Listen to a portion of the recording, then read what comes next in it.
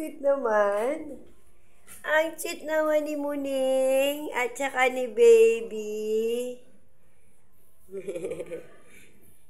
Ito po si Baby, ang anak po ni City. Ito si City. Kinuha namin sa City Pound, kaya ang pangalan niya City. C-N-T. Hindi City as in C-Y. T-Y. Yan. Yan ang mama niya at ito ang kanyang baby. 4 ang baby niya. Kaya lang ngayon, isa na lang kasi namatay na yung 3 dahil sa sobrang ng ubot sipon. Ang sweet-sweet niya ngayon, kay Muning. Grabe silang dalawa ni Muning, Si Muning din may sakit, masama ang pakiramdam. May sipon. Lahat, may uso yata talaga ang ubot sipon. Yek, andun din yung isang pusa na galing din sa City Pound. Ayun, tulog si Black. Ang kanyang pangalan naman ay kasi may itim na ako Pero to, baby girl to.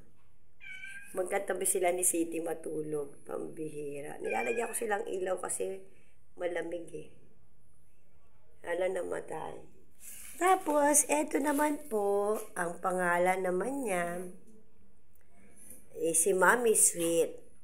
Kasi namatay yung baby niya, si Baby Sweet. Yung recently na napaka-sweet na tuta. Kaya lang hindi ko alam talaga na may sakit na siya. Dapat na-cephalexin na siya.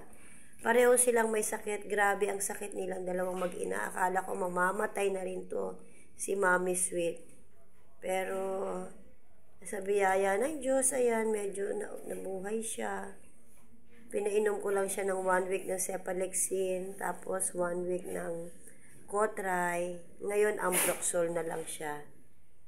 Ayan, Ambroxol na lang siya kasi hindi naman pwedeng antibiotic straight. Ayan, pero matindi pa rin yung ubo niya, tsaka sipon. Pero tas pinagbayad pa kami ng 500 each sa mga to. Ayan, tapos si Gray na ayaw nila, ayan, magkatabi sila. Ayan, pusa at tuta, pusa at aso. Pwede naman talaga. Yan, wag lang pagkain kasi pag sa pagkain mag-aaway sila. Kaya na namatay si yun lang, malungkot.